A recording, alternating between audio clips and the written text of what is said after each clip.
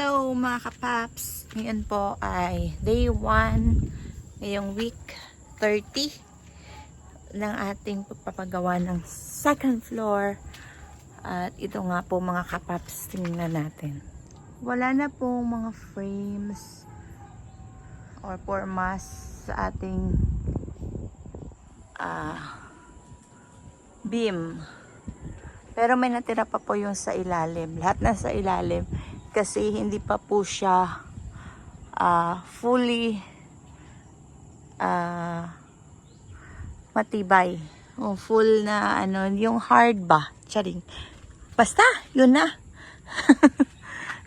Para po siguro mga paabutin ng 1 week or less than 1 week para po tumibay yung ating beam at bago nila kunin yung mga kawayan. At yan nga mga kapaps, aside sa naglalagay sila ng ganito, poste pa rin, additional na poste para po dyan po ilalagay yung trusses natin sa ating bubong. At saka ito yung formas ng trusses nila.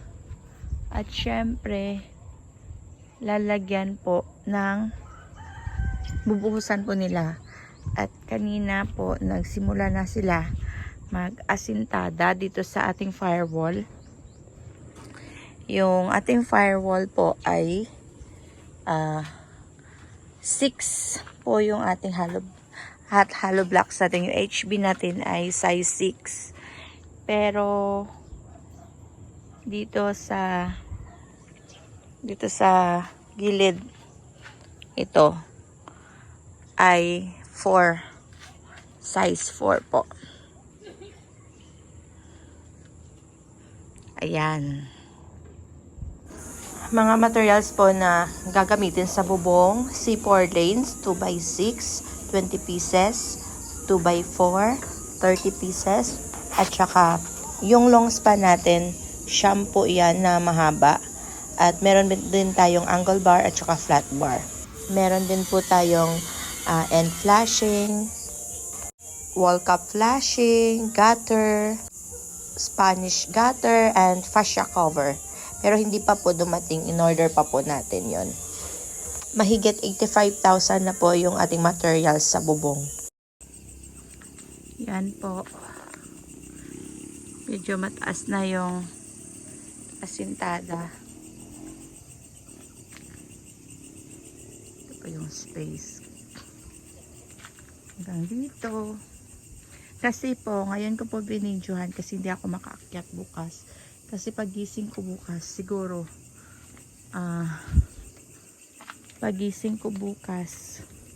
nakastart na sila dito. Kaya ngayon po ako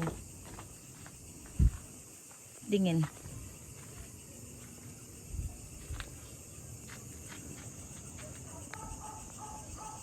Nakapagbuhos na po sila dito. Yan, nakapagbuhos na. At saka doon sa dulo. Dito naman siguro nakabuhos na sila dito kasi may ano na, may sako. Ewan ko. Sa dulo wala. Dito lang sa front. Baka bukas pa. Tingnan natin. Hanggang dito lang muna tayo mga kapaps. Yung ating mga C4 lanes pinintahan po para po hindi po kakalawangin.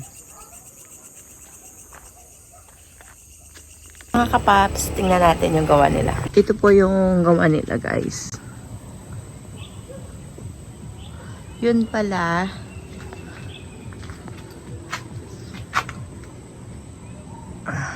ginabutang.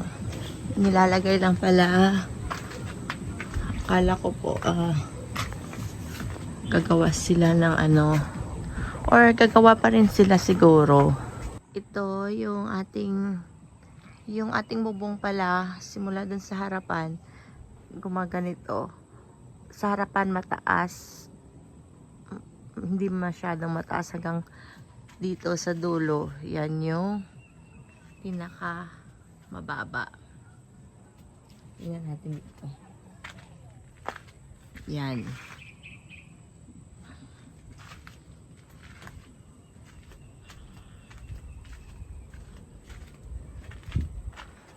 Yan, oh.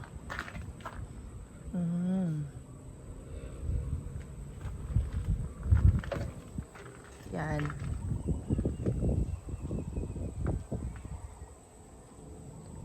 So, bakit nasira dito?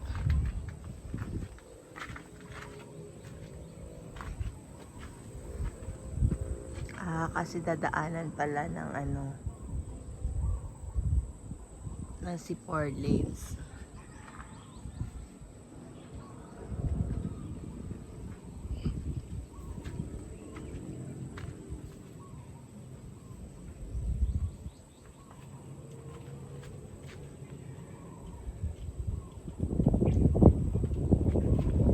Tapos yung asintada, mahigit half na po yung naasintada dito sa firewall.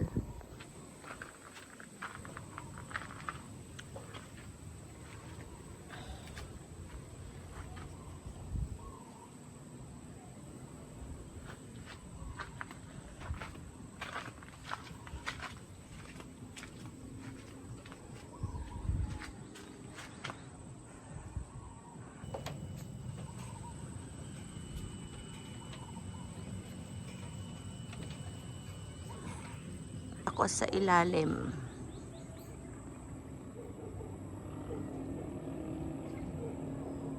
Hello mga kapaps, tingnan natin yung gawa nila. Natapos na po ang pagkaasintada dito sa firewall, pero may natira pa dito. Sabi ko, yung level dito hindi iaabot sa itaas.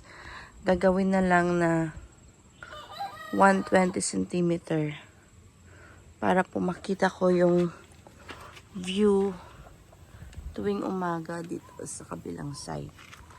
Kapag kasi close, hindi ko siya makikita ditong side.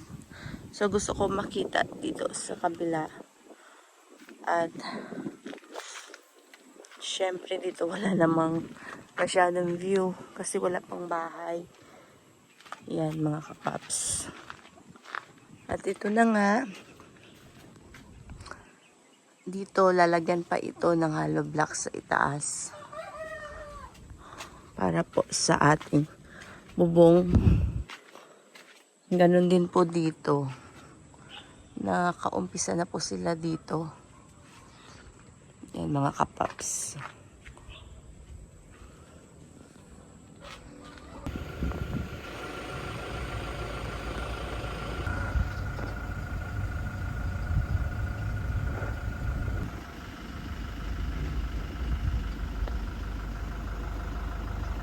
Hello mga kapaps, akyat po tayo ngayon. Ito po ay week 30 na natapos sila. Tingnan natin yung gawa nila. Kahapon Saturday kasi ngayong Sunday break na po nila. Family break. Hapon po sana akong mag-video kaso may pinuntahan ako at gabi na nakarating. So, hinintay ko na lang ngayong umaga para po maaliwalas.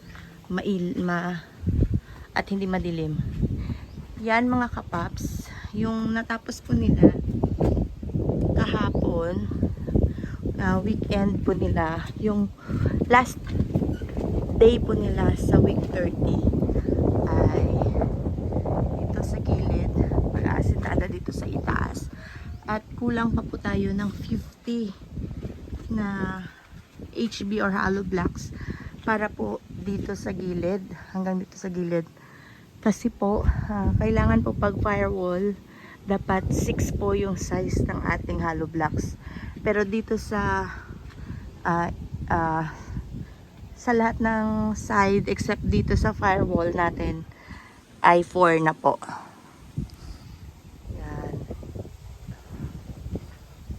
So, ito po at ito po yung kanilang welding dito sa ating C4 lanes. Akala ko madali lang po. Hirap pa pala, marami pa palang welding. Akala ko ilalagay lang lahat, welding naman, pero hindi ganitong yung marami pang style. May mga 10mm pa na may 12mm pa na bakal.